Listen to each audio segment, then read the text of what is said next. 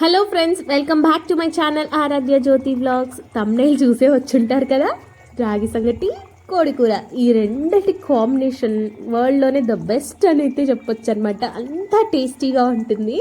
So chicken తినని వాళ్ళు ఎంత దురదృష్టవంతులా అనిపిస్తుంది. ఇలా పొయ్యి మీద ఉడుకుతూ ఉంటే ఎప్పుడెప్పుడు తినేయాలా అనిపిస్తుంది అనమాట. సో ఫైనల్గా చేసుకొని వచ్చి ఐషు పాపకైతే ఫస్ట్ రాగి ముద్ద పెడుతున్నాను అనమాట. ఇంకా చికెన్ అయితే దానికి పెట్టట్లేదు, అంత పళ్ళు కూడా లేవు కాబట్టి పెట్టట్లేదు అనమాట.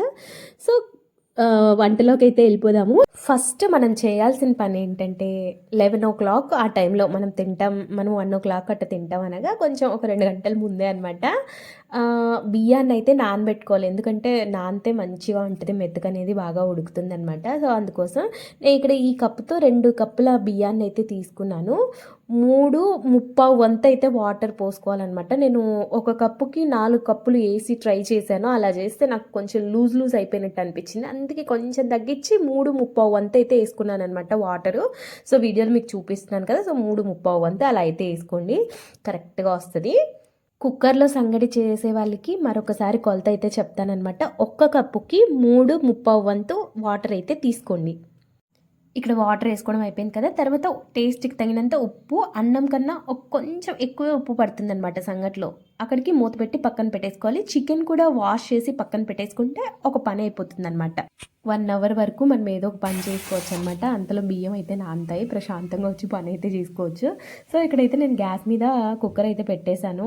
3 విజిల్స్ రానివ్వాలన్నమాట. అది కూడా మీడియం ఫ్లేమ్లో 3 విజిల్స్ రానివ్వాలి. సో ఇక్కడ నాకు 3 విజిల్స్ వచ్చాయి. ఫస్ట్ విజిల్కి అయితే వాటర్ ఏమీ కింద పడలేదన్నమాట. సెకండ్ థర్డ్ దానికి మాత్రం కొంచెం బయటకు వచ్చింది. సో తర్వాత క్లీన్ చేసుకోవడం కూడా ఈజీయే లేండి, అంత కష్టమేం కాదు. కింద కొంచెమే పడింది. కుక్కర్కి 3 విజిల్స్ వచ్చిన తర్వాత ఆ కుక్కర్ని తీసి ఫస్ట్ పక్కన అయితే పెట్టేయండి. ఎందుకంటే ఇప్పట్లో దాని అవసరం ఏమీ లేదు. ఆ గాలి పోయేదానికి కూడా సుమారుగా 1/2 hour లేకపోతే 20 minutes అయితే పడుతుంది అనమాట. అంత డేంజర్ అది, ఏమీ కదపద్దు, అది దానంతట అదే గాలి పోవాలన్నమాట. సో అంతలో ఇక్కడ చికెన్ కూరకైతే నేను రెడీ చేసుకుంటున్నాను. ఫస్ట్ ఒక ఉల్లిపాయ, పచ్చిమిరపకాయలు అయితే నేను సన్నగా కట్ చేసుకుంటూ ఉన్నాను అనమాట. వీడియోలో చూస్తున్నట్టు ఉల్లిపాయని నిలువుగా కాకుండా ఇలా అడ్డంగా కట్ చేసి చూడండి, నిజంగా కూర చాలా బాగా వస్తుంది. తర్వాత పచ్చిమిర్చి మాత్రం నిలువుగా కట్ చేసుకోవాలి. ఇక్కడ నేను పచ్చిమిర్చిని అయితే నిలువుగా కట్ చేసుకుంటున్నాను. పచ్చిమిర్చి కూడా కట్ చేసుకోవడం అయిపోయింది. ఇక్కడ స్టవ్ ఆన్ చేసి స్టవ్ మీద కడాయి అయితే పెట్టుకున్నాను. ఆయిల్ 3/4 కిలోకి చికెన్కి ఎంత కావాలో అంతే వేసుకున్నాను. మా సైడ్ 3/4 kg అంటారు, కానీ మీకు అర్థమవుతుందో లేదో అని 3/4 కిలో అంటున్నాను. సో ఇక్కడ అన్ని మసాలాలు ఉంటాయి కదా, ఇలాచి, బిర్యానీ ఆకు, దాల్చిన చెక్క, లవంగాలు, అలాంటివన్నీ ఉంటాయి కదా మసాలాలన్నీ. సో అవన్నీ వేసుకున్నాను. ఆయిల్ కొంచెం హీట్ కానివ్వండి. అలాని హీట్ కానివ్వకుండానో లేకపోతే ఎక్కువ హీట్ అయ్యాకో వేస్తే అన్నీ మాడిపోతాయి అన్నమాట. ఇక్కడ చిటపట అంటున్నాయి పచ్చిమిర్చిలో, అందుకని మూత పెట్టేశాను. మొత్తానికి అయితే ఏగిపోయాయి. పచ్చిమిర్చి వేగాక ఉల్లిపాయ అయితే వేసుకుందాము. ఇక్కడ నేను ఉల్లిపాయల్లో ఉప్పు అయితే వేసాను కొంచెం, ఎందుకంటే ఉల్లిపాయల్లో ఉప్పు వేస్తే చాలా బాగా ఏగుతాయి. అందుకోసం నేను ఉప్పు వేసుకున్నాను. అంటే దేనికి ఎంత ఉప్పు కావాలో అంత వేసుకోండి. టొమాటోలకి ఎంత కావాలో అంత, ఒకటేసారి నేను అంత వేసుకోను అనమాట. ఒక్కొక్కసారి ఉల్లిపాయలకి ఎంత, టొమాటోలకి ఎంత, చికెన్ వేసినప్పుడు ఎంత, అట్లా చూసుకుంటూ వేసుకుంటాను అనమాట. అందుకే మంచి టేస్ట్ వస్తుంది. ఇక్కడ ఉల్లిపాయలు అయితే బ్రౌన్ కలర్లోకి వచ్చినంత వరకు వేపుకుంటూ ఉండాలి. సో ఇక్కడైతే మొత్తాన్ని బ్రౌన్ కలర్ వచ్చేసాయి. తర్వాత చికెన్ అయితే వేసుకుంటూ ఉన్నాను. చికెన్ ఎప్పుడో ఫస్ట్లోనే కడిగి పెట్టేశాను, చూపించాను కదా మీకు అప్పుడు. చికెన్ వేసిన తర్వాత హై ఫ్లేమ్లో పెట్టుకొని మొత్తం కలిపెట్టేసుకోండి. ఒకసారి హై ఫ్లేమ్లో పెట్టుకున్నప్పుడే మొత్తం ఉప్పు, పసుపు వేసుకోవాలి. ఉప్పు కూడా దానికి ముక్కకి ఎంత కావాలో అంత వేసుకోండి. సో ఇవన్నీ హై ఫ్లేమ్లో పెట్టి మంచిగా కలిపెట్టేసుకోవాలి. ఇక్కడ నేను చికెన్ని మంచిగా కలిపెట్టేసుకొని మూత అయితే పెట్టేసుకున్నాను. గ్యాస్ సిమ్లో పెట్టేసుకోవాలి. అప్పుడప్పుడు మధ్యలో కలబెట్టుకుంటూ ఉండండి. ఇలా వాటర్ అంతా ఊరిద్దనమాట. ఈ వాటర్ ఎలా అంటే మొత్తం ముక్క సపరేట్ అయిపోతూ ఊడిపోతూ ఉంటుంది కదా, అంతవరకు మొత్తం వేపుకోవాలి. నూనె కూడా పైన తేలిపోవాలి. ఇందులో ముక్క ఉడికితే దీంట్లోనే అనమాట ముక్క ఉడకాల్సింది. కరెక్ట్ పద్ధతిలో వాటర్ వేసినప్పుడు లాస్ట్లో మనం ఉప్పు కారాలు వేసినప్పుడు అప్పుడు కాదు ఉడకాల్సింది ముక్క, ఇందులో ఉడికితేనే ముక్క ఉడికినట్టు, లేకపోతే గట్టి గట్టిగా ఉంటుందన్నమాట. సో నేను చాలా బాగా ఉడికించుకుంటాను దీంట్లో. లెగ్ పీస్కి మొత్తం పైన లేయర్ ఉడిపోయినంత వరకు ఉడికించుకుంటాను. సో నెక్స్ట్ ఇక్కడ చికెన్ని మొత్తం ఉడికిపోయిందనమాట. వారకంతా సర్దేసి మధ్యలో ఆయిల్ అయితే వేయలేను, అందులో ఉన్న ఆయిలే అనమాట. ఒక 3 టొమాటోలు వేసాను, 1/4 కిలో కదా, 3 టొమాటోలు అయితే వేసాను.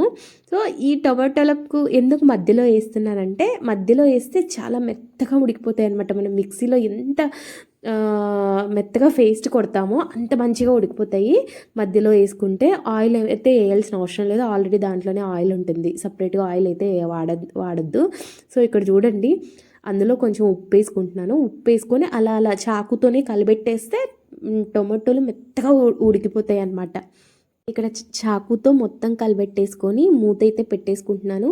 ఒక 1-2 టైమ్స్ అయితే కలిపెట్టుకోవాలి మనం మధ్యలోది. అంతలో ఆ టొమాటోలు ఉడికేలోపు ఇక్కడ మసాలా ప్రిపేర్ చేసుకుందాము. అల్లము వెల్లుల్లి వేసుకున్నాను.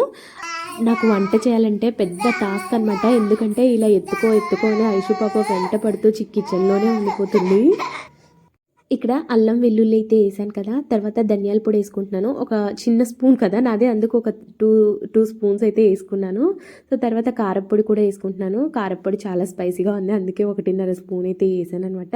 ఇక్కడ అంతా అయిపోయిన తర్వాత అన్ని వేసిన తర్వాత కొబ్బరి వేసుకోవాలి. కొబ్బరి అయితే ఒక 3 స్పూన్లు వేసాను, అవి కూడా చిన్న చిన్న స్పూన్లు లేండి, అందుకే అన్ని వేసాను. తర్వాత ఇక్కడ మధ్యలో టొమాటోలు కలిపెట్టుకోవాలి అప్పుడప్పుడు అని చెప్పాను కదా, సో ఆ మధ్యలోనే టొమాటోలు అయితే కలిపెట్టేస్తున్నాను. చూసారు కదా ఎంత నుజ్జు అయిపోయాయో, ఉప్పు వేయడం వల్ల అలా నుజ్జు అయిపోతాయి అనమాట. నేను ఇంకా మెత్తగా పేస్ట్ అవనీలే అని మళ్ళీ మూత పెట్టేశాను. చూడండి, మూత పెట్టి ఇంకా మసాలా వేస్తాననగా అప్పుడు కలిపెట్టేసాను. కొంచెం వాటర్ వేసి మిక్సీ అయితే పట్టేశాను మసాలా మొత్తం. ఇంకా అంతే, మసాలాలో ఇంకేం వేయాల్సిన అవసరం లేదు. ఇక్కడ అన్నీ వేసి బాగా కలిపెట్టుకుంటూ ఉన్నాను. ఒకసారి క్లియర్గా చూడండి, మసాలా అంతా వేసిన తర్వాత ఎంత చక్కగా ఉందో. మసాలా వేసిన తర్వాత బాగా కలిపెట్టేసుకున్నాను కదా, తర్వాత ఎందుకో ఎక్స్ట్రా టేస్ట్ కొంచెం యాడ్ చేద్దాం అనిపించింది, అందుకే కొంచెం పెరుగు అయితే వేసుకుంటున్నాను. పెరుగు వేసుకొని బాగా కలిపెట్టేసుకున్నాను. పెరుగు మొత్తం మిక్స్ అయిన తర్వాత మూత పెట్టుకోవాలి, ఎందుకంటే నూనె మొత్తం పైన తేలితే అంత టేస్ట్ వస్తుంది అనమాట. వెంటనే వాటర్ అయితే వేయకూడదు. మూత పెట్టుకున్న తర్వాత ఆయిల్ ఎప్పుడైతే పైన తేలుతుందో అప్పుడు వాటర్ వేసుకోవాలి. సో చూడండి, ఇక్కడ ఆయిల్ మొత్తం పైన తేలుతుంది, ఇంకా నేను వాటర్ కూడా వేసేసుకుంటూ ఉన్నాను అనమాట. సంగటి కాబట్టి కొంచెం ఎక్కువే వాటర్ వేసాను. అన్నంకి అయితే ఇంత వాటర్ అయితే వేసుకోమన్నమాట, సంగటికి కాబట్టి కొంచెం ఎక్కువే పులుసు ఉంటే బాగుంటుంది కాబట్టి ఎక్కువ వాటర్ అయితే వేసుకున్నాను. చికెన్ దానిపైన చేసుకుంటుందని మూత పెట్టేశాను. ఇంకా తర్వాత కుక్కర్ అయితే ఓపెన్ చేస్తున్నాను, గాలి అంతా పోయిందనమాట. ఇంకా చూడండి, లోపల మెత్తగా అన్నం అయితే మెత్తగా ఉడికిపోయింది. ఇక్కడ 3 టేబుల్ స్పూన్స్ అయితే నేను రాగిపిండి అయితే వేసుకున్నాను. సో చూడండి, బాగా ఇలాంటి గరిట ఉంటే మంచిగా కలిపెట్టేసుకోవచ్చు, ఇంకే వస్తువు అవసరం లేదు. చెక్క గరిటతోనే నేను ఎప్పుడు కలిపెట్టేసుకుంటూ ఉంటాను, తెడ్డు కట్టెలు అలాంటివి ఏం అవసరం లేదనమాట. ఇదొకటి ఉంటే చాలు, నాకు సంగటి ప్రిపేర్ అయిపోతుంది. చూడండి ఎంత బాగా కలుస్తుందో, గట్టిగా అనిపిస్తుంది కానీ తర్వాత మనము గ్యాస్ మీద పెట్టి పచ్చివాసన పోవాలని, రాగిపిండి కొంచెం స్మెల్ వస్తుంది కదా, ఆ వాసన పోయేకి గ్యాస్ మీద పెడతాం, అప్పుడు సంగటి ఇంకొంచెం లూజ్ అయిపోతుంది అనమాట. సో నేను ఇక్కడ సిమ్లో పెట్టి గ్యాస్ మీద అయితే ఒకసారి ఒక 2-3 మినిట్స్ అయితే పెట్టుకోవాలి మనం సంగటి గ్యాస్ మీద, అప్పుడు మంచిగా వస్తుంది అనమాట. పచ్చి వాసన అంతా పోతుంది. ఇక్కడ చికెన్ అయితే ఓపెన్ చేసుకుందాము. చూడండి ఎంత చక్కగా ఉడికిపోతుందో. సంగటి అయితే ఆఫ్ చేసుకోండి, మర్చిపోకండి, లేకపోతే మాడిపోగలదు అడుగున. 2-3 మినిట్స్ అంతే, ఎక్కువ అవసరం లేదు. ఇక్కడ గరం మసాలా వేసుకుంటున్నాను చికెన్లో. చికెన్ మసాలా ఇంకోటి చికెన్ మసాలా వేసుకున్నాను. గరం మసాలా, చికెన్ మసాలా లాస్ట్లో యాడ్ చేసుకోవాలి. తర్వాత కొత్తిమీర ఫైనల్గా యాడ్ చేసుకోవాలి. ఇంకంతే. నేను మా ఇంట్లో ఐషు పాప కోసం 2-3 డేస్కి ఒకసారి రాగి సంగటి అయితే చేస్తూ ఉంటాను. తనకి ఫస్ట్ తినిపించి తర్వాత మేమైతే తినేసామన్నమాట. ఈ వీడియో చూసిన ప్రతి ఒక్కరూ దీన్ని మాత్రం ఖచ్చితంగా ట్రై చేయండి, లేకపోతే ఎంత మంచి టేస్ట్ని అయితే మీరు మిస్ అవుతారనమాట. ఈ వీడియో నచ్చితే సబ్స్క్రైబ్ చేసుకోండి, లైక్ చేయండి, షేర్ చేయండి, కామెంట్ చేయండి.